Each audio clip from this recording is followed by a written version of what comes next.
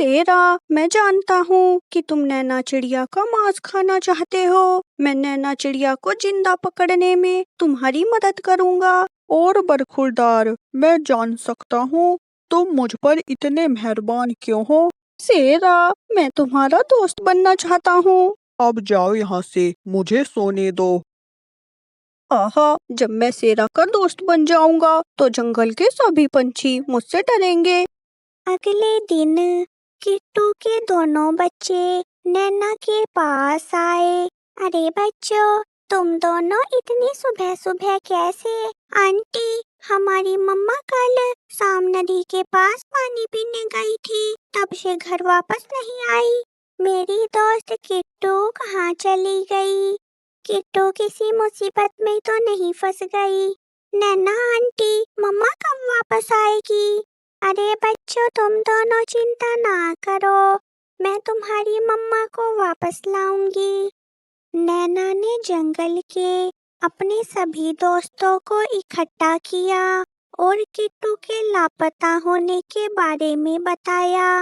मुर्गी बहन, तुम जंगल में सबसे बुद्धिमान हो, तुम ही किट्टू के बारे में कुछ बताओ।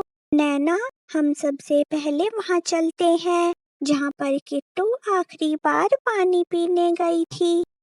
फिर सभी पंछी नदी के पास आ गए। यहाँ तो कोई भी नहीं है। बुलबुल, ये तुम्हारे पास क्या पड़ा है? इसे जरा मुझे दे दो। मुर्गी बहन, यहाँ किट्टू लापता है और आपको खाने की पड़ी है। ये तो अनार है, मुझे तेज भूख लगी है, मैं खा लेता हूँ। नहीं मिट्ठू, रुको, इसे मुझे दो। मिट्ठू तोता ने अनार मुर्गी को दे दिया। तभी वहाँ पर कालू कौवा भी आ गया। ये देखो दोस्तों, इसके अंदर जहरीले बेरीज हैं। शायद किट्टू ने यही बेरीज खा लिए होंगे। तो क्या किट्टू जहरीले बेरीज खाकर मर? नहीं नहीं बुलबुल, ये इतने भी जहरीले नहीं हैं। इन्हें खाकर किट्टू की याददाश्त कमजोर हो गई होगी। मुर्गी बहन, किट्टू को तो कुछ भी याद नहीं होगा। अब हम उसे कैसे खोजेंगे? ये देखो दोस्तों, किट्टू का पंख। नैना, हमें इन पंख और किट्टू के पैरों के निशान से किट्टू को खोजना होगा। चलो नैना, मैं और तुम किट्टू को ढूंढ कर लाते हैं। हाँ हाँ, चलो कालू भैया। रुको नैना, मैं तुम सब की तरह तेज उड़ नहीं सकती, वरना मैं तुम्हारे साथ जरूर चलती। मिट्ठू, बुलबुल, तुम सब नैना के साथ जाओ। मुर्गी बहन, आप चारों बच्चों के पास ही रहना। सभी पंछी किट्टू को खोजने के लिए चल दिए। ये देखो दोस्तों, किट्टू के पैरों के निशान। दोस्तों, हम सही दिशा की तरफ बढ़ रहे हैं, आगे बढ़ते रहो। दिशा तो सही है, क्योंकि ये रास्ता सेरा की गुफा के पास जाता है। नैना को खाने के लिए सेरा को बुलाने में आसानी होगी। सभी पंछी किट्टू को खोजते हुए रास्ते से जा रहे थे। शीला आंटी, हमें घोड़े वाले खिलौने से खेलना है। घोड़े वाले खिलौने तो कालू कौवा के घर है। इन बच्चों को कालू कौवा के घर ले जाती हूँ। शीला मुर्गी बच्चों को कालू कौवा के घर ले आई। ये देखो नैना, किट्टू के पंख। इसका मतलब किट्टू इसी पेड़ के ऊपर है। सभी पंछियों ने देखा तो किट्टू पेड़ के खोल में बैठी थी। सभी पंछी किट्टू के पास आए। अरे, नैना मम्मा आ गई। किट्टू, मैं तुम्हारी मम्मा नहीं हूँ, तो क्या तुम मेरी नानी हो? नैना, किट्टू ने तो तुम्हें अपनी नानी बना लिया। ये किट्टू कहीं मुझे पहचान ना ले कि मैंने ही किट्टू को जहरीले बेरीज खिलाए थे। सभी पंछी किट्टू को पेड़ से नीचे लाए। चलो किट्टू, हमें घर चलना है। किट्टू अपने पंख फैलाकर लेट गई।